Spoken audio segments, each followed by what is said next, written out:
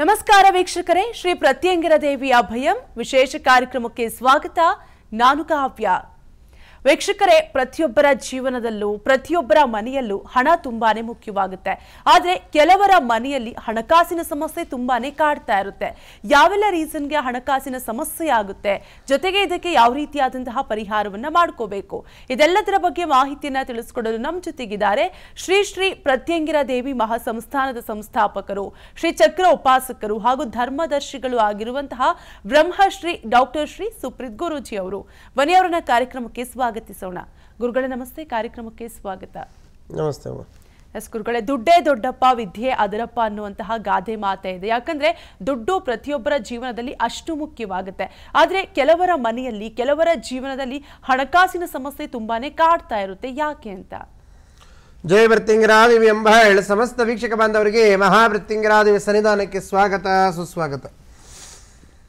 ದುಡ್ಡು ದುಡ್ಡು ದುಡ್ಡು ದುಡ್ಡು ಅಂತ ಹೇಳ್ತಾ ಇದ್ದರೆ ಪ್ರತಿಯೊಬ್ಬರಿಗೂ ಕೂಡ ಕಿವಿ ನೆಟ್ಟಗಾಗತ್ತೆ. ಎಲ್ಲೋ ದುಡ್ಡಿನ ವಿಚಾರ ಮಾತಾಡ್ತಾ ಇದ್ದಾರೆ, ಚಿನ್ನಾಭರಣದ ವಿಚಾರಕ್ಕೆ ಮಾತಾಡ್ತಾ ಇದ್ದಾರೆ, ಆಸ್ತಿ ವಿಚಾರ ಮಾತಾಡ್ತಾ ಇದ್ದಾರೆ. ಅಂದರೆ ಎಲ್ಲ ಒಂದಲ್ಲ ಒಂದು ರೀತಿ ದುಡ್ಡಿಗೆ ಸಂಬಂಧಪಟ್ಟಂತಹ ವಿಚಾರಗಳೇ ಆಗುತ್ತೆ. ಸೈಟ್ ವಿಚಾರ ಆಗಿರಲಿ, ಜಮೀನು ವಿಚಾರ ಆಗಿರಲಿ, ಮನೆ ವಿಚಾರ ಆಗಿರಲಿ, ಚಿನ್ನಾಭರಣದ ವಿಚಾರ ಆಗಿರಲಿ, ಜನಗಳಿಗೆ ಏನೋ ಒಂಥರ ಪಾಶ ಹಾಕಿ ಎಳೆಯತ್ತವ್ರಿಗೆ ಈ ಕಡೆ. ಎಷ್ಟೇ ದೂರದಲ್ಲಿದ್ದರೂ ಕೂಡ ಕಿವಿಯೆಲ್ಲ ಇಲ್ಲೇ ಇರುತ್ತೆ.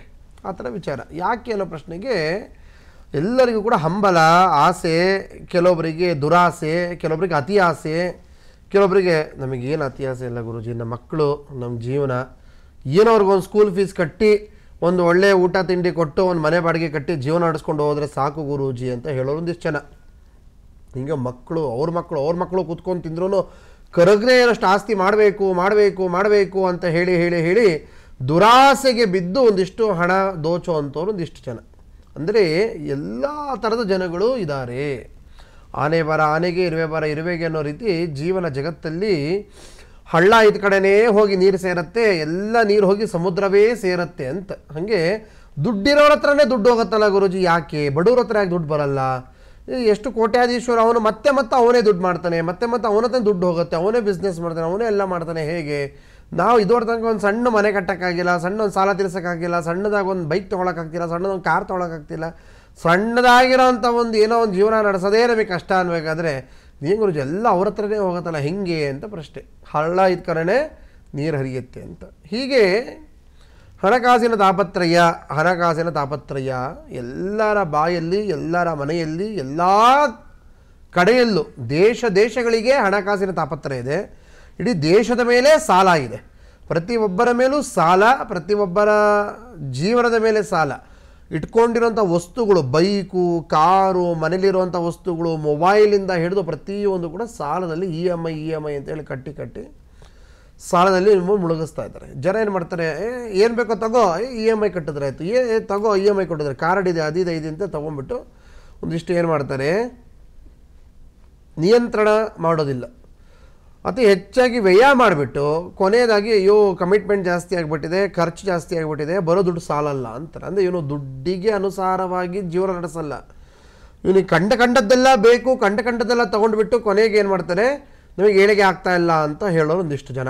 ಹೀಗಿದ್ದಾಗ ಏನೇನೋ ವ್ಯವಹಾರ ಮಾಡ್ತೀವಿ ಗುರುಜಿ, ಏನೇನೋ ಕೆಲಸ ಮಾಡ್ತೀವಿ, ಬೆಳಗ್ಗೆಯಿಂದ ಸಾಯಂಕಾಲ ತನಕ ದುಡಿದ್ರೂ ಜೀವನ ಆರಿಗೆ ಕೇರ್ತಾ ಇಲ್ಲ, ಮೂರಿಗೆ ಇಳಿತಾ ಇಲ್ಲ, ಸಾಲ ತೀರ್ತಾ ಇಲ್ಲ, ಬಂದಿರೋ ದುಡ್ಡೆಲ್ಲ ಹೊರಟೋಗತ್ತೆ. ಕೊನೆಗಂತೂ ಏನೇನು ಇರೋಲ್ಲ ಕೈಯಲ್ಲಿ, ಲಕ್ಷ್ಮೀ ಕೃಪಾ ಕಟಾಕ್ಷವೇ ಇಲ್ಲ. ಎಷ್ಟೋ ವರ್ಷದಿಂದ ಈ ಥರ ಅನುಭವಿಸ್ತಾ ಇದ್ದೀವಿ. ಒಂದು ಖರ್ಚಾದ್ಮೇಲೆ ಇನ್ನೊಂದು ಖರ್ಚು ರೆಡಿ ಇರುತ್ತೆ ಅಂತಾರೆ. ಏನು ಗುರುಜಿ, ಮೊನ್ನೆ ಏನೋ ಹುಷಾರಿಲ್ದಂಗೆ ಆಗಿತ್ತ, ಹಾಸ್ಪಿಟ್ಲಿಗೆ ಹೋಗಿ ಒಂದು 10,000 ರೂಪಾಯಿ ಖರ್ಚು ಮಾಡಿ ಬಂದಿದ್ವಿ, ಅಲ್ಲಿಂದ ಬರೋದ್ರೊಳಗೆ ಮತ್ತಿನ್ನೇನೋ ಫೀಸ್ ಕಟ್ಟಬೇಕು ಅಂತಾರೆ. ಅದನ್ನು ಮತ್ತಿನ್ನೇನು ಕಟ್ಟಿನ ಸುಧಾರಿಸ್ಕೊತಾ ಇದ್ದೀನಿ ಅನ್ನೋದ್ರೊಳಗೆ ಮತ್ತಿನ್ನೇನೋ ಒಂದು ಗಾಡಿ ಆಕ್ಸಿಡೆಂಟ್ ಆಗುತ್ತೆ, ಅದಕ್ಕೊಂದು 2-3 ಸಾವಿರ ರೂಪಾಯಿ ಮತ್ತೆ ಖರ್ಚು ಮಾಡೋದು. ಅನಿರೀಕ್ಷಿತ ಖರ್ಚುಗಳು ಅಂತ ನಿಮಗೆ ಏನು ಹೇಳ್ತಾರೆ? ಅನಿರೀಕ್ಷಿತ ಖರ್ಚುಗಳು, ನಿರೀಕ್ಷಿತ ಖರ್ಚುಗಳು ಬೇರೆ, ಅದು ನೀವೇ ಮಾಡ್ಕೊಂಡಿರೋದು. ಏನೋ ಇ ಎಮ್ ಐಗಳು ಕಟ್ಟೋದಾಗಿರ್ಬೋದು, ಇಲ್ಲ ಏನಾದರೂ ಒಂದು ಸಾಲ ಚೀಟಿ ಬ್ಯಾಂಕಿಗೆ ಅದೆಲ್ಲ ನೀವೇ ಮಾಡ್ಕೊಂಡಿರೋವಂಥ ಖರ್ಚುಗಳದು. ಆದರೆ ನಿಮಗೆ ಗೊತ್ತಿಲ್ಲದೆ ಆಲ್ ಆಫ್ ದಿ ಸಡನ್ ತಲೆ ಮೇಲೆ ಬಂದು ಕೂರುತ್ತೆ ಅನಿರೀಕ್ಷಿತ ಖರ್ಚುಗಳು ಅಂತ. ಈ ತಿಂಗಳು ಏನಕ್ಕೂ ಖರ್ಚು ಮಾಡಬಾರ್ದು, ಇವತ್ತು ಏನಾದರೂ ಮಾಡಿ ಸ್ವಲ್ಪ ದುಡ್ಡು ಉಳಿಸ್ಬೇಕು ಅಂತ ಅಂದ್ಕೊತೀವಿ, ಆದರೆ ಅದು ಏನಾದರೂ ಒಂದು ಬಂದು ತಲೆ ಮೇಲೆ ಕೂರುತ್ತೆ, ಖರ್ಚು ಮಾಡಲೇಬೇಕಾಗುವಂಥ ಒಂದು ಪರಿಸ್ಥಿತಿ ಎದುರಾಗತ್ತೆ, ವಿಧಿ ಇಲ್ಲದೆ ಸಾಲ ಮಾಡಿ ನಾನು ಸ್ವಲ್ಪ ಅಲ್ಲಿ ಖರ್ಚು ಮಾಡಬೇಕಾಗತ್ತೆ ಅಂತ ಎಷ್ಟೋ ಜನ ಹೇಳ್ತಾರೆ. ಅಂಥ ಅನಿರೀಕ್ಷಿತ ಖರ್ಚುಗಳನ್ನು ಯಾವ ರೀತಿ ತಡೆಗಟ್ಟಬೇಕು, ಯಾವ ಪೂಜೆ ಮಾಡಿದ್ರೆ, ಯಾವ ಮಂತ್ರ ಹೇಳಿದ್ರೆ ನಮಗೆ ಸ್ವಲ್ಪ ಲಕ್ಷ್ಮೀ ಕೃಪಣಾಕ್ಷವಾಗುತ್ತೆ.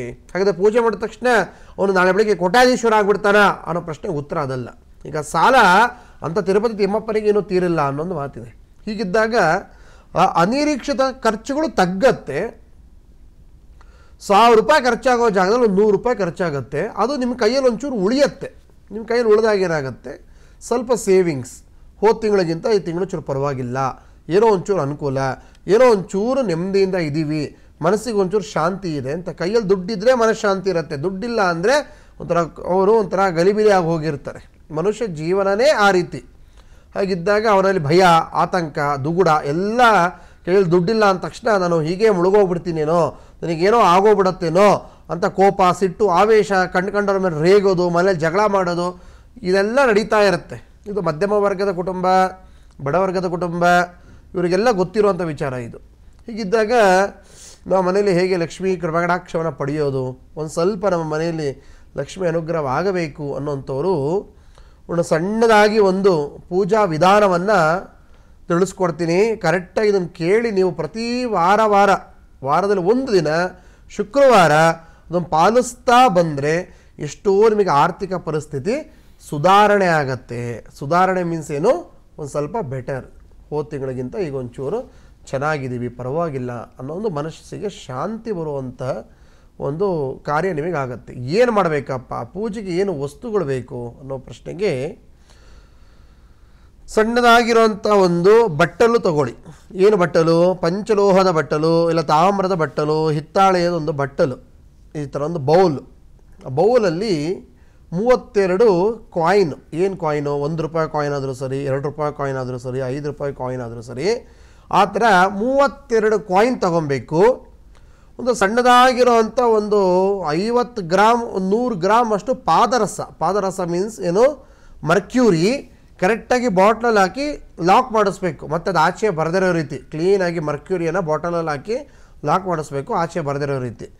ಆಮೇಲೆ ಒಂದು ಸಣ್ಣದಾಗಿರುವಂಥ ಕೂತಿರುವಂಥ ಲಕ್ಷ್ಮಿಯ ಫೋಟೋ, ಏನೋ ಕೂತಿರುವಂತಹ ಲಕ್ಷ್ಮಿಯ ಫೋಟೋ, ಒಂದು ಲಿಂಬೆಹಣ್ಣು, ಇಷ್ಟು ನಿಮಗೆ ಪೂಜೆಗೆ ಬೇಕಾಗುವಂತಹ ವಸ್ತುಗಳು. ಏನು ಮಾಡಬೇಕು ಅನ್ನೋ ಪ್ರಶ್ನೆಗೆ ಒಂದು ಮಂತ್ರ, ಓಂ ಶ್ರೀಂ ಕುಬೇರಲಕ್ಷ್ಮೀ ನಮಃ, ಓಂ ಶ್ರೀಂ ಕುಬೇರಲಕ್ಷ್ಮೀ ನಮಃ ಅಂತ. ಏಕೆಂದರೆ ಒಂದು ಭಾಗದಲ್ಲಿ ಮಹಾಲಕ್ಷ್ಮಿ, ಇನ್ನೊಂದು ಭಾಗದಲ್ಲಿ ಕುಬೇರ, ಮಧ್ಯಭಾಗದಲ್ಲಿ ಸಾಕ್ಷಾತ್ ಪರಮೇಶ್ವರ ಐಶ್ವರೇಶ್ವರ ಅಂತ ಹೇಳಿ ಧನಪ್ರಾಪ್ತಿಯನ್ನು ಮಾಡ್ತಾ ಇರ್ತಾರಂತೆ. ಅದಕ್ಕೋಸ್ಕರವಾಗಿ ಈ ಎಲ್ಲ ಹಣ, ಆಸ್ತಿ, ದವಸ ಧಾನ್ಯಕ್ಕೆ ಯಕ್ಷರಾಜನಾಗಿರುವಂಥ ಕುಬೇರನೇ ಅಧಿಪತಿ, ಅದಕ್ಕೆ ಕುಬೇರ ಲಕ್ಷ್ಮಿ ಅಂತ. ಅದಕ್ಕೋಸ್ಕರವಾಗಿ ಯಕ್ಷರಾಜ, ಓಂ ಹ್ರೀಂ ಯಕ್ಷಾಯ ಕುಬೇರಾಯ ವೈಶ್ರವಣಾಯ ಧನಧಾನ್ಯಾಧಿಪತಿಯೇ ಧನಧಾನ್ಯಾದಿ ಸಮೃದ್ಧಿಂ ದೇಹಿಮೇ ದಾಪಯ ಸ್ವಾಹ ಅಂತ ಮಂತ್ರ ಬರುತ್ತೆ. ಅಂದರೆ ಹಣ ಇದ್ದರೆ ಮಾತ್ರ ಹಣ ತಿನ್ನಕ್ಕಾಗಲ್ಲ, ಚಿನ್ನ ತಿನ್ನಕ್ಕಾಗಲ್ಲ. ಹಣದ ಜೊತೆಗೆ ಮಹಾಲಕ್ಷ್ಮಿಯ ಕೃಪಕಟಾಕ್ಷ ಅಂದರೆ ಆರೋಗ್ಯವಾಗಿರ್ಬೋದು, ಅವರ ಆರೋಗ್ಯ ಲಕ್ಷ್ಮಿ, ಧೈರ್ಯ ಲಕ್ಷ್ಮಿ, ಕನಕಲಕ್ಷ್ಮಿ, ಸ್ವರ್ಣಲಕ್ಷ್ಮಿ, ಧಾನ್ಯಲಕ್ಷ್ಮಿ, ಸಂತಾನಲಕ್ಷ್ಮಿ ಅಂತ ಹೇಳಿ ಗೃಹಲಕ್ಷ್ಮಿ ಅಂತ. ಅಂದರೆ ಏನು, ನಿಮಗೆ ಸಿರಿ ಸಂಪತ್ತು ಅಂತ ಬಂದಾಗ ಬರೀ ಚಿನ್ನ, ವಜ್ರ, ವೈಡೂರ್ಯಗಳು ಮಾತ್ರ ಬರೋದಿಲ್ಲ. ತಿನ್ನುವಂಥ ಒಂದು ಹಿಡಿ ಅಕ್ಕಿ, ಬೇಳೆ, ಬೆಲ್ಲವೂ ಕೂಡ ಸಾಕ್ಷಾತ್ ಮಹಾಲಕ್ಷ್ಮಿಯ ಸ್ವರೂಪವಾಗುತ್ತೆ. ಅದಕ್ಕೆ ಮಹಾಲಕ್ಷ್ಮಿಯನ್ನು ಎಲ್ಲ ಕಡೆಯಲ್ಲೂ ನಮಗೆ ಲಕ್ಷ್ಮೀ ಕೃಪಾ ಕಟಾಕ್ಷ ಬೇಕೇ ಬೇಕು. ಲಕ್ಷ್ಮೀ ಕಟಾಕ್ಷವಿಲ್ಲದೆ ಇಲ್ಲ, ಲಕ್ಷ್ಮೀ ಕಡೆ ದುಡ್ಡು ಮಾತ್ರ ಅಂದ್ಕೊತಾರೆ. ದುಡ್ಡು ಒಂದೇ ಅಲ್ಲ, ಧೈರ್ಯ ಬೇಕು, ಆರೋಗ್ಯ ಬೇಕು, ಮನೆ ಬೇಕು, ಆ ಒಂದು ಮಾತಾಡೋವಂಥ ವಾಕ್ ಬೇಕು. ಅವಳು ಸಾಕ್ಷಾತ್ ವಾಗ್ದೇವಿ ಶಾರದೆ. ಈ ಥರ ಎಲ್ಲ ಪ್ರತಿಯೊಂದು ನಮಗೆ ಆ ಅಮ್ಮನವರ ಅನುಗ್ರಹ ಬೇಕೇ ಬೇಕು ಅಂತ. ಆ ಪೂಜೆನ ನಾವು ಪ್ರತಿ ಶುಕ್ರವಾರದ ಮುಸ್ಸಂಜೆ ಹೊತ್ತಲ್ಲಿ ಕೈಗೊಳ್ಳಬೇಕು. ಏನು, ಈ ಮಂತ್ರ ಕರೆಕ್ಟಾಗಿ ಬರ್ಕೊಳ್ಳಿ. ಶ್ರೀಗೆ 0 ಶ್ರೀಂಕಾರ, ಓಂ ಶ್ರೀಂ ಕುಬೇರಲಕ್ಷ್ಮೀ ನಮಃ, ಓಂ ಶ್ರೀಂ ಕುಬೇರಲಕ್ಷ್ಮೀ ನಮಃ. ಈ ಮಂತ್ರವನ್ನು ಜಪ ಮಾಡ್ತಾ ಬರೋದು ಡೈಲಿ ಒಂದು 108 ಬಾರಿ ಪೂರ್ವಾಭಿಮುಖ ಇಲ್ಲ ಉತ್ತರಾಭಿಮುಖವಾಗಿ ಕೂತ್ಕೊಂಡು ಕಮಲಾಕ್ಷಿಯ ಜಪಮಾಲೆಯಲ್ಲಿ ಆ ಜಪಮಾಲೆ ನಿಮ್ಮ ಕಡೆ ಎಳ್ಕೊಬೇಕು. ಈ ರೀತಿ ಜಪಮಾಲೆ, ಆ ಮಣಿಗಳು ನಿಮ್ಮ ಕಡೆ ಬರಬೇಕು. ಸಾಂಸಾರಿಕ ಜೀವನದಲ್ಲಿ ಇರುವಂಥವ್ರು, ಈ ಲೌಕಿಕ ಜೀವನದ ಅಪೇಕ್ಷೆ ಇರುವಂಥವ್ರು ಕೋರಿಕೆಗಳು ಪೂರ್ಣವಾಗಬೇಕು ಅನ್ನೋರು ಜಪಮಾಲೆಯ ಮಣಿಗಳು ನಿಮ್ಮ ಕಡೆ ಬರೋ ರೀತಿ ನೀವು ಜಪ ಮಾಡಬೇಕು. ಈ ಸನ್ಯಾಸಿಗಳು, ಗುರುಗಳು, ಅವರು ಸರ್ವಸಂಗ ಪರಿತ್ಯಾಗಿಗಳು ಅಂತ ಯಾರಿದ್ದಾರೆ, ಅವರು ವಿಶ್ವಮಂಗಳಕ್ಕಾಗಿ ಅವರು ತಪಶಕ್ತಿ ಧಾರೆ ಎರಿತಾ ಇರೋದ್ರಿಂದ ಅವರು ವಿರುದ್ಧ ದಿಕ್ಕಿಗೆ ಈ ಥರ ಹೊರಭಾಗಕ್ಕೆ ಜಪಮಾಲೆಯನ್ನು, ಜಪಮಣಿಗಳನ್ನು ಆಚೆ ತಳ್ತಾರೆ. ಜಪಮಾಲೆಯನ್ನು ಅವರು ವಿರುದ್ಧ ದಿಕ್ಕಿಗೆ ಜಾರಿಸ್ತಾರೆ, ಅಂದರೆ ಜಗತ್ತಿಗೆ. ಆದರೆ ನಾವು ಇವತ್ತು ನಾವೇನೋ ಕೋರಿಕೆ ಇದೆ, ನಮ್ಮದೇನೋ ಸಂಕಲ್ಪ ಇದೆ, ನಮ್ಮ ಮನಸ್ಸಿನಲ್ಲಿ ಏನೋ ಒಂದು ಆಸೆ ಆಕಾಂಕ್ಷೆಗಳಿದೆ, ಏನೋ ಬೇಡಿಕೆ ಇದೆ, ಇದು ಪೂರ್ಣವಾಗಬೇಕು ಅನ್ನೋವಂಥವ್ರು ಸಾಂಸಾರಿಕ ಜೀವನದಲ್ಲಿ ಇರುವಂಥವ್ರು. ಸಾಂಸಾರಿಕ ಜೀವನ ಅಂದರೆ ಮದುವೆನೇ ಆಗಬೇಕಂತೇನಿಲ್ಲ. ಸಾಂಸಾರಿಕ ಜೀವನ ಅಂತ ಹೇಳಿದ್ರೆ ತಂದೆ ತಾಯಿ ಅಕ್ಕ ತಂಗಿ ತಮ್ಮ ಅದು ಕೂಡ ಸಂಸಾರನೇ. ಸಂಸಾರ ಅಂದ ತಕ್ಷಣ ಬರೀ ಹೆಂಡತಿ ಮಕ್ಕಳೇ ಇರಬೇಕಂತೇನಿಲ್ಲ. ಈ ಥರ ಇರಬೇಕಾದ್ರೆ ನೀವು ಆ ಜಪಮಾಲೆಯನ್ನು ನಿಮ್ಮ ಕಡೆ ಹೇಳ್ಕೊಬೇಕು. ಇದು ಯಾವುದೇ ದೇವರ ಪೂಜೆ ಪುನಸ್ಕಾರಗಳು ಮಾಡಿದ್ರು ಕೂಡ ಇದನ್ನು ಅರ್ಥ ಮಾಡ್ಕೊಳ್ಳಿ. ಇನ್ನೊಂದು, ಖಾಲಿ ನೆಲದ ಮೇಲೆ ಕೂತ್ಕೊಂಡು ನೀವು ಯಾವುದೇ ಪೂಜೆ ಪುನಸ್ಕಾರಗಳು ಮಾಡಿದ್ರು ಯಾವ ಫಲಗಳು ದೊರಕಲ್ಲ, ಆಯಿತಾ. ಮಣೆ ಹಾಕ್ಕೊಂಡು ಅದ್ರ ಕಂಬಳಿ ಅಂತ ಬರುತ್ತೆ, ಆ ಕಂಬಳಿ ಹಾಕಿ ಕೂತ್ಕೊಂಡು ನೀವು ಒಳ್ಳೆಯ ದಿಕ್ಕು, ಪೂರ್ವ ದಿಕ್ಕು ಇಲ್ಲ ಉತ್ತರ ದಿಕ್ಕು, ಉತ್ತರೇ ಉದಯೋನ್ಮುಖಿ ಅಂತ ಆ ಉತ್ತರ ದಿಕ್ಕಿಗೆ ಅಭಿಮುಖವಾಗಿ ಕೂತ್ಕೊಂಡು ನೀವು ಜಪ ಪೂಜೆ ಅನುಷ್ಠಾನಗಳು ಮಾಡಿದರೆ ಎಲ್ಲದೂ ಕೂಡ ಫಲ ಸಿಗೋದಕ್ಕೆ ಅವಕಾಶ ಆಗುತ್ತೆ. ಈ ಲಕ್ಷ್ಮೀ ಕೃಪಕಟಾಕ್ಷದ ಪೂಜೆಗೆ ಬೇಕಾಗುವಂಥ ವಸ್ತುಗಳು ತಿಳಿಸಿದ್ದೀನಿ. ಆ ವಸ್ತುಗಳು ಯಾವುದ್ಯಾವುದು ಅಂತ ರೆಡಿ ಮಾಡ್ಕೊತಾ ಇರಿ. ನೆಕ್ಸ್ಟ್ ಪೂಜಾ ವಿಧಾನವನ್ನು ಹೇಳ್ತೀನಿ ಯಾವ ರೀತಿ ಮಾಡಬೇಕು ಅಂತ. ವೀಕ್ಷಕರೇ, ಯಾವುದೇ ರೀತಿ ಸಮಸ್ಯೆಯನ್ನು ಎದುರಿಸ್ತಾ ಇದ್ರೆ ಪ್ರತಿ ಭಾನುವಾರ ನೀವು ಗುರುಗಳನ್ನ ನೇರವಾಗಿ ಭೇಟಿಯಾಗಿ ನಿಮ್ಮ ಸಮಸ್ಯೆಗೆ ಪರಿಹಾರವನ್ನ ಕಂಡುಕೊಳ್ಬಹುದು. ಒಬ್ರು ಕಾಲರ್ ರೆಡಿ ಇದ್ದಾರೆ, ಮಾತನಾಡಿಸ್ಬಿಡೋಣ. ನಾಗರಾಜ್ ಅಂತ ಹೇಳಿ. ನಮಸ್ತೆ ನಾಗರಾಜ್ ಅವರೇ. ನಮಸ್ತೆ. ಹೇಳಿ, ಗುರುಗಳಿದ್ದಾರೆ, ಏನ್ ಸಮಸ್ಯೆ ಇದೆ ತಿಳಿಸಿ. ಅದೇ ನಮ್ಮ ಕೆಲಸದ ಬಗ್ಗೆ ಬಹಳ ತೊಂದರೆ ಆಗ್ತಿದೆ. ಮನೇಲಿ ಮಗ ಓದ್ತಾ ಇಲ್ಲ, ಹಂಗಾಗಿ. ಹೇಳಿ, ಮಗನ ಹೆಸರೇನು? ನಿತೀಶ್ ಅಂತೇಳಿ. ಹೇಳಿ, ಏನು ಓದ್ತಾ ಇದ್ದಾನೆ ಇವಾಗ?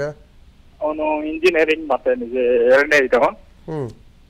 ಒಂದು 12 ಸಬ್ಜೆಕ್ಟು ಫೇಲ್ ಆಗಿದೆ, ಸರಿಯಾಗಿದೆ ಮಾಡ್ತಾ ಇಲ್ಲ ಅವನು. ಫೇಲ್ ಆಗ್ತಾ ಇದೆ? ಕೇಳಿದ್ರೆ ಮಾಡ್ತೀನಿ ಅಂತ ಬರೀ ಅಷ್ಟು ಬಿಟ್ಟರೆ ಬೇರೆ ಇಲ್ಲ. ನೋಡಿ, ನನ್ನ ಕಾರ್ಯಕ್ರಮದಲ್ಲಿ ಎಷ್ಟೋ ಸತಿ ಹೇಳಿದ್ದೀನಿ, ಈ ಥರ ಮಾತಿಗೆ ಮಾತು ಬೆಳೆಸುವಂಥದ್ದು, ಮಾತಿಗೆ ಎದುರುತ್ರ ಕೊಡೋದು, ತಂದೆ ತಾಯಿಂದ್ರಿಗೆ ಎದುರಾಗುವಂಥದ್ದು, ಮಕ್ಕಳು ಎಜುಕೇಷನ್ ಡಿಸ್ಕಂಟಿನ್ಯೂ ಆಗೋದು, ಫೇಲ್ ಆಗೋದು, ತಪ್ಪದಾರಿ ಹಿಡಿಯೋದು, ಇಲ್ಲ ದುಶ್ಚಟಗಳಿಗೆ ಗುರಿ ಆಗುವಂಥದ್ದು, ಇದಕ್ಕೆಲ್ಲ ರಾಹು ಕೇತು ತತ್ವದಿಂದ ವಿದ್ಯಾಕಾರಕರಾಗಿರೋಂಥ ಗುರುವಿನ ಜೊತೆಗೆ ಚಂಡಾಳಗ್ರಹನಾಗಿರುವಂಥ ರಾಹು ಬಂದು ಕೂತ್ಕೊಂಡಾಗ ಸಂಧಿ ಆಗತ್ತೆ. ರಾಹು ಬೃಹಸ್ಪತಿ ಸಂಧಿ ಮಕ್ಕಳ ಜಾತಕದಲ್ಲಿ ಎಜುಕೇಷನ್ ಟೈಮಲ್ಲಿ ನೋಡ್ಕೊಳ್ಳೋದು ತಂದೆ ತಾಯಿಗಳು ಬಹಳ ಮುಖ್ಯ. ಅದಕ್ಕೆ ಸೂಕ್ತವಾದಂಥ ಪರಿಹಾರದ ಪೂಜೆಗಳು ಮಾಡಿಸೋದು ಕೂಡ ಅಷ್ಟೇ ಮುಖ್ಯ. ಅಕಸ್ಮಾತ್ ಇದೆಲ್ಲ ಮಾಡೋದು ಗೊತ್ತಾಗ್ತಾ ಇಲ್ಲ ಅನ್ನೋಂಥವ್ರಿಗೆ ಈ ಒಂದು 25ನೇ ತಾರೀಕು ಜಾನ್ವರಿಯಲ್ಲಿ ಬರುವಂಥ ಹುಣ್ಣಿಮೆ ದಿವಸ ಈ ರಾಹು ಬೃಹಸ್ಪತಿ ಸಂಧಿ ಶಾಂತಿಗೆ ಬೇಕಾಗುವಂಥ ಹೋಮ ಪೂಜೆ, ಜಪಪೂಜೆ ಅನುಷ್ಠಾನಗಳು ನಡೀತಾ ಇದೆ. ನಿಮ್ಮ ಮಗನ ಹೆಸರಲ್ಲಿ ಸಂಕಲ್ಪದ ಪೂಜೆಯನ್ನು ನೋಂದಾಯಿಸಿ ನಿಮ್ಮ ದೇವಸ್ಥಾನದ ನಂಬರ್ಗೆ ಕಾಂಟ್ಯಾಕ್ಟ್ ಮಾಡಿ. ಯಾಕಂದರೆ ಯಾವುದಾದ್ರೂ ಒಂದು ಸಣ್ಣ ಪುಟ್ಟ ವಿಚಾರ ಆದರೆ ಒಂದೆರಡು ಸಣ್ಣ ಪುಟ್ಟ ಪರಿಹಾರದ ಮಾರ್ಗಗಳನ್ನು ಅನುಸರಿಸಿ ಅಂತ ಹೇಳ್ಬೋದು. ಯಾಕಂದರೆ ಇನ್ನೂ ಬೆಳೆದು ದೊಡ್ಡವನಾಗಿ ಚೆನ್ನಾಗಾಗಬೇಕಾಗಿರುವಂಥ ಮಗ, ಅದಕ್ಕೆ ಬೇಕಾಗುವಂಥ ಪರಿಹಾರವನ್ನು ಸರಿಯಾದ ಮಾರ್ಗದಲ್ಲೇ ಅನುಸರಿಸಬೇಕು. ಅದಕ್ಕೆ ನೀವು ದೇವಸ್ಥಾನದಲ್ಲಿ ಆ ಒಂದು ಪೂಜೆ ಪುನಸ್ಕಾರಗಳನ್ನ ಮಾಡಿಸಿ, ಜೊತೆಯಲ್ಲಿ ಅವತ್ತು ನೀವು ಮಗನಿಗೆ ಕರ್ಕೊಂಬಂದರೆ ಬಹಳ ಒಳ್ಳೆಯದು. ಇವನಿಗೆ ಪ್ರತಿನಿತ್ಯ ಯಾವುದಾದ್ರೂ ಒಂದು ಗಣಪತಿಯ ದೇವಾಲಯದಲ್ಲಿ ಕೆಂಪು ವಸ್ತ್ರ, ಕೆಂಪು ಹೂವು ಮತ್ತು ಮಹಾಗಣಪತಿಗೆ ಅರ್ಕ ಪುಷ್ಪ, ದೂರ್ವ ಅಂದರೆ ಗರಿಕೆಯನ್ನು ಕೊಟ್ಟು ವಿದ್ಯಾ ವಿನಾಯಕನನ್ನು ಪ್ರಾರ್ಥನೆ ಮಾಡಿಕೊಂಡು 48 ಪ್ರದಕ್ಷಿಣೆಗಳನ್ನು ಮಾಡಿ, ಅಲ್ಲಿ ಯಾರಾದರೂ ಒಬ್ಬ ಭಿಕ್ಷುಕರಿಗೆ ಇಲ್ಲ ಅಂಗವಿಕಲರಿಗೆ ಏನಾದರೂ ಮೂಕ ಪ್ರಾಣಿಗೆ ಏನಾದರೂ ಊಟ ತಿಂಡಿ ಆಹಾರವನ್ನು ಕೊಡ್ತಾ ಬಂದರೆ ಒಳ್ಳೆಯದು. ಇವನಲ್ಲಿರುವಂಥ ಕೋಪ ಆವೇಶಗಳು ತಗ್ಗತ್ತೆ. ಇದಿಷ್ಟು ಸ್ವಲ್ಪ ಮಾಡಬೇಕು, ಪಾಲಿಸಿ ನಿಮ್ಮ ಮಗನಿಗೆ ಒಳ್ಳೆಯದಾಗಲಿ ಅಂತ ಹಾರೈಸ್ತೀನಿ. ಧನ್ಯವಾದಗಳು ಕರೆ ಮಾಡಿದ್ದಕ್ಕಾಗಿ. ಮತ್ತೊಬ್ರು ಕಾಲರ್ ರೆಡಿ ಇದ್ದಾರೆ, ಮನೋಹರ್ ಅಂತ ಹೇಳಿ. ನಮಸ್ತೆ ಮನೋಹರ್ ಅವರೇ. ನಮಸ್ತೆ ಮೇಡಮ್. ಮಾತನಾಡಿ, ಗುರುಗಳಿದ್ದಾರೆ, ಏನ್ ಸಮಸ್ಯೆ ಇದೆ ತಿಳಿಸಿ. ಸಮಸ್ಯೆ ಉದ್ಯೋಗದ ಸಮಸ್ಯೆ ಹೇಳಿ. ಉದ್ಯೋಗದ ಸರ್. ಇಲ್ಲ, ಉದ್ಯೋಗದ್ದು ಅಂದರೆ ಈಗ ಉದ್ಯೋಗವೇ ಇಲ್ಲವೋ, ಇಲ್ಲ ಇರೋ ಉದ್ಯೋಗ ಚೇಂಜ್ ಮಾಡಬೇಕು, ಇಲ್ಲ ಇರೋ ಉದ್ಯೋಗದಲ್ಲಿ ಏಳಿಗೆ ಆಗಬೇಕು? ಉದ್ಯೋಗದಲ್ಲಿ ಏಳಿಗೆ ಆಗ್ಬೇಕು. ಮತ್ತೆ ಉದ್ಯೋಗ ನಾವು ಪೆಟ್ರೋಲ್ ಬಂಕ್ ಅಲ್ಲಿ ಕೆಲಸ ಮಾಡ್ತಿರೋದು. ಅದಕ್ಕೆ ಯಾವ್ದಾದ್ರು ಬೇರೆ ನಮ್ದು ಎಜುಕೇಶನ್ ಡಿಗ್ರಿ ಆಗಿದೆ. ಅದಕ್ಕೆ ಯಾವ್ದಂತ ಕೇಳು ಅಂತ ಫೋನ್ ಮಾಡಿದ್ವಿ. ಏನ್ ತೊಂದ್ರೆ? ಅದಕ್ಕೆ ಏನ್ ಹೆಸರು ತಮ್ದು? ಮನೋಹರ. ಮನೋಹರ ಅಂದ್ರೆ ಉದ್ಯೋಗ ನೀವು ಸ್ವಂತವಾಗಿರೋದ್ರ ಮಾಡ್ಬೇಕು ಅನ್ಕೊಂಡಿದ್ದೀರಾ? ಏನಾದ್ರೆ ನಮ್ಗೆ ಎಜುಕೇಶನ್ ಮೇಲೆ ಯಾವ್ದು ಸಿಗ್ತಿಲ್ಲ, ಅದಕ್ಕೆ ಅದೇ ಟ್ರೈ ಮಾಡ್ತಿದ್ವಿ. ಓಕೆ, ನಿಮಗೆ ಉದ್ಯೋಗದಲ್ಲಿ ಒಂದು ಏಳಿಗೆ ಕಾಣಬೇಕು. ಹೌದೌದು. ಓಕೆ. ಒಂದು ನಿಮ್ಮ ಕುಲದೇವರ ಪ್ರಾರ್ಥನೆ ಪೂಜೆಗಳನ್ನ ಮಾಡಿ, ಅದಾದ ಮೇಲೆ ಮಾಡಬೇಕಾಗಿರುವಂಥ ಮಂತ್ರ ಯಾವುದಪ್ಪ ಅಂದರೆ, ಈ ಶಕ್ತಿ ದೇವತೆ ಆಗಿರುವಂಥ ಪ್ರತ್ಯಂಗರಾದೇವಿದೇ ಮಂತ್ರವನ್ನು ಜಪ ಮಾಡ್ತಾ ಬರಲಿ. ಓಂ ಕರಾಳ ವದನಾಯ ವಿದ್ಮಹೇ ಜ್ವಾಲಾ ಜಿಹ್ವಾಯ ಧೀಮಹಿ ತನ್ನೋ ಪ್ರತ್ಯಂಗಿರೇ ಪ್ರಚೋದಯಾತ್. ಓಂ ಕರಾಳ ವದನಾಯ ವಿದ್ಮಹೇ ಜ್ವಾಲಾ ಜಿಹ್ವಾಯ ಧೀಮಹಿ ತನ್ನೋ ಪ್ರತ್ಯಂಗಿರೇ ಪ್ರಚೋದಯಾತ್. ಈ ಮಂತ್ರ ಜಪವನ್ನು ಮಾಡ್ತಾ ದೇವಸ್ಥಾನ ಪ್ರತ್ಯಂಗರ ಸನ್ನಿಧಾನ ಶಿವಮೊಗ್ಗಕ್ಕೆ ಕಾಂಟ್ಯಾಕ್ಟ್ ಮಾಡಿ, ಆ ಪ್ರತ್ಯಂಗರ ದೇವಿ ಚಕ್ರ ನಿಮ್ಮ ಮನೆಗೆ ತರಿಸ್ಕೊಂಡು ಪ್ರತಿನಿತ್ಯಕ್ಕೆ ಉಪಾಸನೆ ಮತ್ತು ಮಂತ್ರ ಜಪ ಒಂದು 10 ನಿಮಿಷ ಡೈಲಿ ಒಂದು ಭಕ್ತಿಯಿಂದ ಪೂಜೆಯನ್ನು ಸಮರ್ಪಣೆ ಮಾಡ್ತಾ ಬನ್ನಿ. ನಿಮ್ಮ ಜೀವನದಲ್ಲಿ ಬೆಳಕು ಕಾಣುತ್ತೆ, ದಾರಿ ಕಾಣುತ್ತೆ, ಉದ್ಯೋಗಕ್ಕೆ ಅವಕಾಶವಾಗುತ್ತೆ, ನಿಮ್ಮ ಜೀವನ ಏಳಿಗೆ ಆಯಿತು. ನನಗೆ ಪ್ರತ್ಯಂಗರಾದೇವಿ ಚಕ್ರ ಪೂಜೆ, ಪ್ರತ್ಯಂಗರ ಮಂತ್ರ, ಆ ತಾಯಿಯನ್ನು ನಂಬಿದ ಮೇಲೆ ಒಳ್ಳೆಯದಾಗ್ತಾ ಇದೆ ಅಂತ ನಿಮ್ಮ ಬಾಯಲ್ಲಿ ಬರೋ ರೀತಿ ಆಗುತ್ತೆ. ಧನ್ಯವಾದಗಳು ಮನೋಹರ್ ಅವರೇ, ಕರೆ ಮಾಡಿದ್ದಕ್ಕಾಗಿ. ಎಸ್ ಗುರುಗಳೇ, ಈಗಾಗಲೇ ಹಣಕಾಸಿನ ಸಮಸ್ಯೆ ಬಗ್ಗೆ ಮಾತನಾಡ್ತಾ ಇದ್ದೀವಿ. ಅನಾವಶ್ಯಕ ಖರ್ಚು ಬರುತ್ತೆ, ಆಮೇಲೆ ಎಷ್ಟೇ ಸೇವಿಂಗ್ಸ್ ಮಾಡಿದರೂ ಕೂಡ ಯಾವುದಾದರೂ ಒಂದು ಸಮಸ್ಯೆಗಳು ಬಂದು ಆ ಹಣ ಕೂಡ ಖರ್ಚಾಗುತ್ತೆ. ಇದಕ್ಕೆ ಯಾವ ರೀತಿಯಾದಂತಹ ಪರಿಹಾರವನ್ನು ಮಾಡ್ಕೋಬೇಕು ಅನ್ನೋದನ್ನು ತಿಳಿಸ್ಕೊಡ್ತಾ ಇದ್ರಿ, ತಿಳಿಸ್ಕೊಡಿ. ಮಹಾಲಕ್ಷ್ಮಿ ಚಂಚಲೆ, ಮಹಾಸ್ವಾಭಿಮಾನಿ ಮತ್ತು ಅಷ್ಟೇ ಮಹಾಂಕೋಪಿಷ್ಠೆ, ಕ್ಷೀರಸಾಗರದಲ್ಲಿ ಅವತಾರವನ್ನು ತಾಳಿದಂತಹ ಮಹಾಲಕ್ಷ್ಮಿ ಸಾಕ್ಷಾತ್ ಮಹಾವಿಷ್ಣುವಿನ ಧರ್ಮಪತ್ನಿ. ಇಂಥದ್ದು ಮಹಾಲಕ್ಷ್ಮಿಗೆ ಅತ್ಯಂತ ಕೋಪ, ಅತ್ಯಂತ ಸ್ವಾಭಿಮಾನಿ, ಅತ್ಯಂತವಾಗಿರುವಂತಹ ಆಚಾರ ಅನುಷ್ಠಾನಗಳನ್ನು ಪಾಲಿಸುವಂಥವರು ಅಂತ. ಮಹಾಲಕ್ಷ್ಮಿಯ ಪೂಜೆ ಪುರಸ್ಕಾರ ಹೇಗೆ ಬೇಕು ಹಾಗೆ ಮಾಡಲಿಕ್ಕೆ ಬರೋದಿಲ್ಲ, ತುಂಬ ಮಡಿ ಆಚಾರ ವಿಚಾರದಿಂದ ಮಾಡಬೇಕು. ಇದು ಮಹಾನ್ ಕೋಪಿಷ್ಠೆ ಮಹಾಲಕ್ಷ್ಮಿ, ಮತ್ತು ಅಷ್ಟೇ ಚಂಚಲೆ ಮತ್ತು ಮಹಾನ್ ಸ್ವಾಭಿಮಾನಿ. ಲಕ್ಷ್ಮಿಯನ್ನು ನೀವು ಎಷ್ಟು ಗುಪ್ತವಾಗಿ ಇಡ್ತೀರೋ ಅಷ್ಟು ನಿಮ್ಮಲ್ಲಿ ಸ್ಥಿರವಾಗಿ ಇರ್ತಾರೆ. ಅಂದರೆ ಹೇಳ್ಕೊಳ್ಳೋದು, ಅಯ್ಯೋ ನಾನು ಮೊನ್ನೆ ಒಂದು 50 ಗ್ರಾಮಿಂದು 2 ಜೊತೆ ಬಳೆ ಮಾಡಿಸ್ಕೊಂಡೆ ಅಂತ ಹೇಳಿಬಿಟ್ರೆ ಮುಂದಿನ ತಿಂಗಳಿಗೆ ಬ್ಯಾಂಕಲ್ಲಿ ಗಿರಿವಿ ಇಟ್ಟಿರ್ತೀರ. ಅದನ್ನು ದೃಷ್ಟಿ ಬಿದ್ದುಬಿಡ್ತು ಅಂದರೆ ಏನಾಗುತ್ತೆ, ಲಕ್ಷ್ಮೀ ಕಟಾಕ್ಷ ಹೊರಟೋಗುತ್ತೆ. ಇವತ್ತು ಅದಾದಮೇಲೆ ಸ್ಯಾಲ್ರಿ ಹೈಕ್ ಆಯಿತು ಅಂತ ಯಾರಿಗೊಂದು ಇಬ್ಬರಿಗೆ ಹೇಳಿದ್ರಿ ಅಂದ್ಕೊಳ್ಳಿ, ಮುಗೀತು, ಮುಂದಿನ ತಿಂಗಳಿಗೆ ಅವನಿಗೆ ಕೆಲಸನೇ ಹೊರಟೋಗುತ್ತೆ. ಅದಾದಮೇಲೆ ಈ ಥರ ನೀವು ಎಷ್ಟು ಗುಪ್ತವಾಗಿ ಏನು ಸೇವಿಂಗ್ಸ್ ಮಾಡ್ತೀರೋ, ಇಲ್ಲ ಏನು ಚಿನ್ನಾಭರಣ ತೊಗೊತೀರೋ, ಇಲ್ಲ ನಿಮಗೇನು ಆರ್ಥಿಕವಾಗಿ ನೀವು ಲಾಭ ಪಡಿತಾ ಹೋಗ್ತಿರೋ, ಅದು ಊರು ತುಂಬ ಟಾಮ್ ಮಾಡ್ಕೊತ ಬಂದರೆ ನಿಮಗೆ ಹಾಗೇ ಬಂದಿದ್ದು ಹೊರಟೋಗುತ್ತೆ. ಇದು ಫಸ್ಟು ಅರ್ಥ ಮಾಡ್ಕೊಳ್ಳಿ. ಎಷ್ಟು ಗುಪ್ತವಾಗಿರ್ತೀರೋ ತೋರಿಸ್ಕೊಬಾರ್ದು ಆಡಂಬರ. ಯಾರೋ ತುಂಬ ಆಡಂಬರದ ಜಂಬ ಕೊಚ್ಕೊತಾ ಇರ್ತಾರೆ, ನೀವು ಹೌದಾ ಒಳ್ಳೆಯದಾಗಲಿ, ಆ ತಾಯಿ ಆಶೀರ್ವಾದದಿಂದ ಒಳ್ಳೆಯದಾಗಲಿ ಅಂತ ಹೇಳಿ ನೀವು ತದೇಕ ಚಿತ್ತರಾಗಿ ಶಾಂತ ಸ್ವಭಾವದಲ್ಲೇ ಇರಬೇಕು. ನೀವು ಆಡಂಬರಕ್ಕೆ, ಅದಾದಮೇಲೆ ಬೂಟಾಟಿಕೆಗೆ, ತುಂಬ ದುರಹಂಕಾರಕ್ಕೆ ಬಿದ್ದಾಗ ಲಕ್ಷ್ಮಿ ಹೊರಟೋಗ್ತಾರೆ. ನನ್ನ ಹತ್ರ ತುಂಬ ದುಡ್ಡಿದೆ, ನನ್ನ ತುಂಬ ಕಾರಿದೆ, ದೊಡ್ಡ ಬಂಗ್ಲೆ ಇದೆ, ಕೋಟಿಗಟ್ಟಲೆ ಅಂತ ನೀವು ಯಾವಾಗ ದುರಹಂಕಾರ ಪಡ್ತೀರೋ ಆವಾಗ ಲಕ್ಷ್ಮಿ ಹೊರಟೋಗ್ತಾರೆ. ಇದು ಅರ್ಥ ಮಾಡ್ಕೊಳ್ಳಿ. ಯಾಕಂದರೆ ಎಂತೆಂಥ ರಾಜಾದಿರಾಜರೇ ಇವತ್ತು ಮಣ್ಮುಕ್ಕಿ ಹೋಗಿದ್ದಾರೆ. ಆಯಿತಾ, ಲಕ್ಷ್ಮಿಯನ್ನು ಅಸಡ್ಡೆ ಮಾಡಿದಂಥವ್ರು, ಲಕ್ಷ್ಮಿಯನ್ನು ಜೂಜಿಗೆ ಇಟ್ಟಂಥವ್ರು, ಲಕ್ಷ್ಮಿಯನ್ನು ಅಗೌರವ ಸೂಚಿಸಿದಂಥವ್ರು, ದೊಡ್ಡ ದೊಡ್ಡ ರಾಜಾದಿರಾಜರು, ದೊಡ್ಡ ದೊಡ್ಡ ಸಾಮ್ರಾಜ್ಯವನ್ನು ಕಟ್ಟಿರುವಂಥವ್ರು ಇವತ್ತು ಅಳೆದೊಳೆದು ಹೋಗಿದ್ದಾರೆ. ಹಾಗಿದ್ದಾಗ ಮನುಷ್ಯ ಸಾಮಾನ್ಯರಾದಂಥ ನಾವು ಪ್ರತಿಯೊಂದು ಸಣ್ಣ ಸೂಕ್ಷ್ಮ ವಿಚಾರದಲ್ಲೂ ಕೊಡೋ ಗೌರವ ಮತ್ತು ಅಷ್ಟೇ ಒಂದು ಭಕ್ತಿ, ಅಷ್ಟೇ ಶ್ರದ್ಧೆಯಿಂದ ಅದನ್ನು ಪಾಲಿಸಬೇಕು. ಅಷ್ಟು ನಾವು ಎಷ್ಟು ಗೌರವ ಶ್ರದ್ಧೆಯಿಂದ ಲಕ್ಷ್ಮಿನ ಉಳಿಸ್ಕೊತೀವೋ ನಮ್ಮ ಮನೆಯಲ್ಲಿ ಸ್ಥಿರವಾಗಿ ಇರ್ತಾರೆ. ನಮಗೆ ಚಿನ್ನ ಎಲ್ಲಿ ಬೇಕಲ್ಲೇ ಇಡೋದು, ಬಾತ್ರೂಮಲ್ಲಿ ಸ್ನಾನ ಮಾಡಬೇಕಾದ್ರೆ ಉಂಗುರ ಬಿಚ್ಚಿ ಅಲ್ಲೇ ಇಟ್ಟು ಬರೋದು. ಆಮೇಲೆ ಹೆಣ್ಮಕ್ಳು ಭಾಳ ಅಕ್ಕನ ಹತ್ರ ಯಾವುದೋ ಮದುವೆಗೆ ಹೋಗಬೇಕು ಅಂದರೆ ಅವ್ರದ್ದು ಚಿನ್ನ ಇರೋದಿಲ್ಲ, ನೆಕ್ಲೆಸ್ ತೆಗೆದು ಹಾಕುವಂತ ಕೊಟ್ಬಿಡೋದು. ಪಕ್ಕದ ಮನೆಯವ್ರಿಗೆ ಒಂದು ಬಳೆ ಹಾಕ್ಕೊಂಡು ಹೋಗಿ ಯಾವುದೋ ಮದುವೆಗೆ ಹೋಗಿ ಹಾಕ್ಕೊಂಡು ಹೋಗಿ ಬರ್ತೀವಿ ಅಂದ ತಕ್ಷಣ ಬಳೆ ಬಿಚ್ಕೊಡೋದು. ಈ ಥರ ಮಾಡ್ತಾರೆ. ಎಕ್ಸ್ಚೇಂಜು, ಇವ್ರ ಬಟ್ಟೆ ಅವ್ರು ಹಾಕ್ಕೊಳ್ಳೋದು, ಅವ್ರ ಒಡವೆ ಇವ್ರು ಹಾಕ್ಕೊಳ್ಳೋದು, ಇವ್ರ ಹ್ಯಾಂಗಿಂಗ್ಸ್ ಅವ್ರು ಹಾಕ್ಕೊಳ್ಳೋದು, ಅವ್ರ ನೆಕ್ಲೆಸ್ ಇವ್ರು ಹಾಕ್ಕೊಳ್ಳೋದು ಮಾಡಿದ್ರೆ ಇವ್ರ ದರಿದ್ರ ಅವ್ರಿಗೆ ಹೋಗುತ್ತೆ, ಇವ್ರ ಲಕ್ಷ್ಮಿ ಇವ್ರಿಗೆ ಬಂದ್ಬಿಡುತ್ತೆ. ಏನು ಹೇಳಿ, ಇವರಿಗೆ ಅಂಟಿರೋ ದರಿದ್ರ ಅವ್ರಿಗೆ ಹೋಗಿ ಅವರದಿರೋ ಲಕ್ಷ್ಮಿ ಇವ್ರಿಗೆ ಬಂದ್ಬಿಡುತ್ತೆ. ಹಾಗೆ ಈ ಥರ ಎಕ್ಸ್ಚೇಂಜ್ಗಳನ್ನು ಫಸ್ಟು ಮಾಡಬಾರ್ದು. ಆಯಿತಾ, ಇನ್ನು ಲಕ್ಷ್ಮಿನ ಅಷ್ಟೇ ಗೌರವದಿಂದ ಜೋಪಾನ ಮಾಡಬೇಕು. ಅಲ್ಲೇ ಬಾತ್ರೂಮಲ್ಲಿ ಇಟ್ಟು ಬರೋದು, 10 ರೂಪಾಯಿ ಬಿದ್ದಿದೆ ಅಂದರೆ ಅಯ್ಯೋ ಅದೇನು ಮೇಡೋ 10 ರೂಪಾಯಿ ಅಂತಾರೆ ಎಷ್ಟೋ ಜನ, ಏನು 1 ರೂಪಾಯಿ ಕಾಯಿನು ಅಂತ ಎತ್ಕೊಳ್ಳೋದೇ ಇಲ್ಲ ಎಷ್ಟೋ ಜನ. ಆ ಥರ ಮಾಡ್ತಾರೆ. ಎಷ್ಟು ಗೌರವದಿಂದ ಇಟ್ಕೊತೀರೋ, 1 ರೂಪಾಯಿ ಕಾಯಿನಾದರೂ ಕೂಡ ನೀವು ಗೌರವದಿಂದ, ಬರೀ ದುಡ್ಡು ಒಂದೇ ಅಂತಲ್ಲ, ಅಕ್ಕಿ ಆಗಿರ್ಬೋದು, ಬೇಳೆ ಆಗಿರ್ಬೋದು, ಅರಿಶಿಣ ಆಗಿರ್ಬೋದು, ಕುಂಕುಮ ಆಗಿರ್ಬೋದು, ಮನೇಲಿ ತುಳಸಿ ಆಗಿರ್ಬೋದು, ಹೆಣ್ಮಕ್ಳಿಗೆ ಮುತ್ತೈದೆ ಅಂತ ಕೊಟ್ಟಿರುವಂಥ ವೀಳ್ಯದೆಲೆ, ಅಡಿಕೆ ಆಗಿರ್ಬೋದು, ತೆಂಗಿನಕಾಯಿ ಆಗಿರ್ಬೋದು. ಬೇಡ ಎತ್ಕೊಂಡು ಹೋಗೋಕ್ಕಾಗಲ್ಲ ರೀ, ಬ್ಯಾಗಲ್ಲಿ ಜಾಗ ಇಲ್ಲ, ಸಾಕು ಬರೀ ಕುಂಕುಮ ಕೊಡಿ, ನಮಗೆ ವೀಳ್ಯದೆಲೆ, ಅಡಿಕೆ, ತೆಂಗಿನಕಾಯಿ ಏನೂ ಬೇಡ ಅಂತಾರೆ.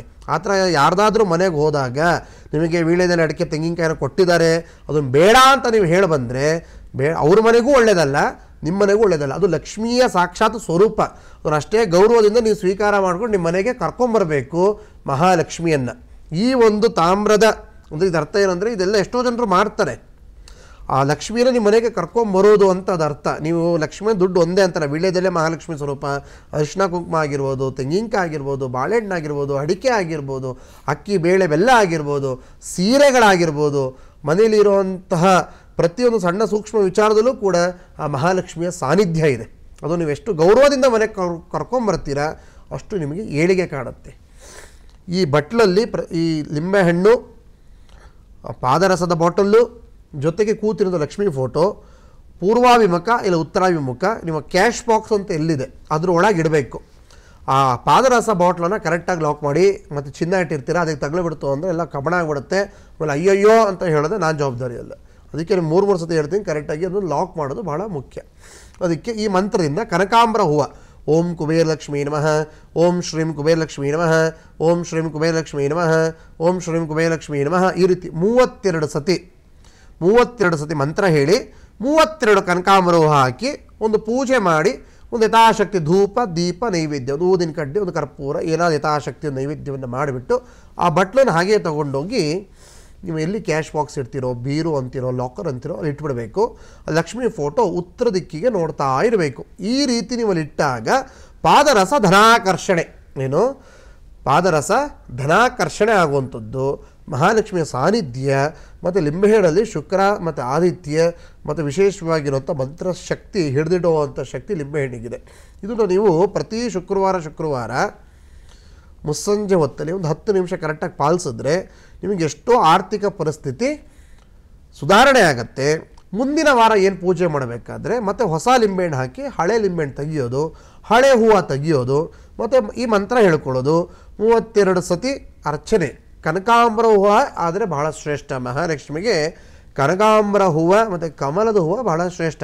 ಕಮಲೇ ಕಮಲಾಲಯೇ ಲಕ್ಷ್ಮೀಂ ಪ್ರಸೀದ ಅಂತ ಹೇಳಿದೆ. ಈ ರೀತಿ ಮಾಡಿಬಿಟ್ಟು ನೀವು ಪ್ರಾರ್ಥನೆ ಮಾಡಿಕೊಂಡು ಯಾವುದಾದೊಂದು ಶಕ್ತಿ ದೇವತೆಗೆ ಬೆಲ್ಲದ ಹಚ್ಚಿನ ದೀಪ ಬೆಳಗ್ತಾ ಬಂದರೆ ಲಕ್ಷ್ಮಿಯ ಕೃಪಣಾಕ್ಷವಾಗ್ತಾ ಹೋಗುತ್ತೆ. ಲಕ್ಷ್ಮಿಯನ್ನು ಗೌರವದಿಂದ ನೀವು ಮನೇಲಿ ಉಳಿಸ್ಕೊಂಡ್ರೆ ಸ್ಥಿರವಾಗಿ ನಿಮ್ಮಲ್ಲಿ ಉಳಿತಾರೆ, ನಿಮಗೆಲ್ಲ ರೀತಿಯ ಅನುಗ್ರಹವನ್ನು ಕೊಡ್ತಾರೆ. ಇದರಲ್ಲಿ ಲಕ್ಷ್ಮೀ ಕೃಪಕಟಾಕ್ಷ ಪ್ರತಿಯೊಬ್ಬ ಭಕ್ತರ ಮನೆಯಲ್ಲೂ ಆಗಿ ಸುಖ ಸಮೃದ್ಧಿಗಳು ಮಂಗಳವಾಗಲಿ ಅಂತ ಪ್ರಾರ್ಥನೆ ಮಾಡ್ತಾ, ಮುಂದೆ ಬರುವಂಥ 25ನೇ ತಾರೀಕು ಪೌರ್ಣ ದಿವಸ ಶಿವಮೊಗ್ಗ ಪ್ರತ್ಯಂಗರ ಸನ್ನಿಧಾನದಲ್ಲಿ ಪ್ರತ್ಯಂಗರ ಮೆಣಸಿನಕಾಯಿ ಮಹಾಯಾಗ ನಡೀತಾ ಇದೆ. ಎಲ್ಲರೂ ಕೂಡ ಮಹಾಯಾಗದಲ್ಲಿ ಭಾಗವಹಿಸಿ ಎಲ್ಲರಿಗೂ ಮಂಗಳವಾಗಲಿ. ಗುರುಗಳೇ, ಇವತ್ತಿನ ಕಾರ್ಯಕ್ರಮದಲ್ಲಿ ಹಣಕಾಸಿನ ಸಮಸ್ಯೆ ಬಗ್ಗೆ ಜೊತೆಗೆ ಲಕ್ಷ್ಮಿಯನ್ನ ಯಾವ ರೀತಿಯಾಗಿ ಒಲಿಸಿಕೊಳ್ಬೇಕು ಅನ್ನೋದ್ರ ಬಗ್ಗೆ ಬಹಳಷ್ಟು ವಿಚಾರವನ್ನ ತಿಳಿಸ್ಕೊಟ್ರಿ. ಧನ್ಯವಾದಗಳು. ನಮಸ್ತೆ. ನೋಡಿದ್ರಲ್ಲ ವೀಕ್ಷಕರೇ, ನೀವು ಕೂಡ ಯಾವುದೇ ರೀತಿಯ ಸಮಸ್ಯೆಯನ್ನ ಎದುರಿಸ್ತಾ ಇದ್ರೆ ಜನವರಿ 25ನೇ ತಾರೀಕಿನಂದು ಶ್ರೀ ಪ್ರತ್ಯಂಗಿರ ದೇವಿ ದೇವಸ್ಥಾನದಲ್ಲಿ ಒಣಮೆಣಸಿನಕಾಯಿ ಮಹಾಯಾಗ ನಡೆಯುತ್ತೆ. ಈ ಮಹಾಯಾಗದಲ್ಲಿ ಭಾಗಿಯಾಗಿ ನಿಮ್ಮ ಸಮಸ್ಯೆಗೆ ಪರಿಹಾರವನ್ನ ಕಂಡುಕೊಳ್ಬಹುದು. ಇನ್ನು ಈ ಮಹಾಯಾಗದಲ್ಲಿ ಭಾಗಿಯಾಗುವವರು ಅರಿಶಿಣ ಬಣ್ಣದ ಬಟ್ಟೆಯನ್ನು ಧರಿಸುವುದು ಕಡ್ಡಾಯವಾಗಿದೆ. ಜೊತೆಗೆ ಈ ಮಹಾಯಾಗದಲ್ಲಿ ಭಾಗಿಯಾಗಬೇಕಂದ್ರೆ ನೀವು ಮಾಡಬೇಕಾಗಿರೋದಿಷ್ಟೇ, ನಿಮ್ಮ ಟಿವಿ ಸ್ಕ್ರೀನ್ ಮೇಲೆ ಬರ್ತಾ ಇರುವಂಥ ನಂಬರ್ನ ನೋಟ್ ಮಾಡ್ಕೊಳ್ಳಿ, ನೇರವಾಗಿ ಅವರನ್ನ ಕಾಂಟ್ಯಾಕ್ಟ್ ಮಾಡಿ ನಿಮ್ಮ ಹೆಸರನ್ನ ನೋಂದಾಯಿಸಿಕೊಳ್ಳಿ. ಇದಾಗಿತ್ಯ ಹೊತ್ತಿನ ವಿಶೇಷ ಕಾರ್ಯಕ್ರಮ. ಅನುಕ್ಷಣದ ಸುದ್ದಿಗಾಗಿ ನೋಡ್ತಾ ಇರಿ ವಿಸ್ತಾರ ನ್ಯೂಸ್. ಇದು ನಿಖರ ಜನಪರ.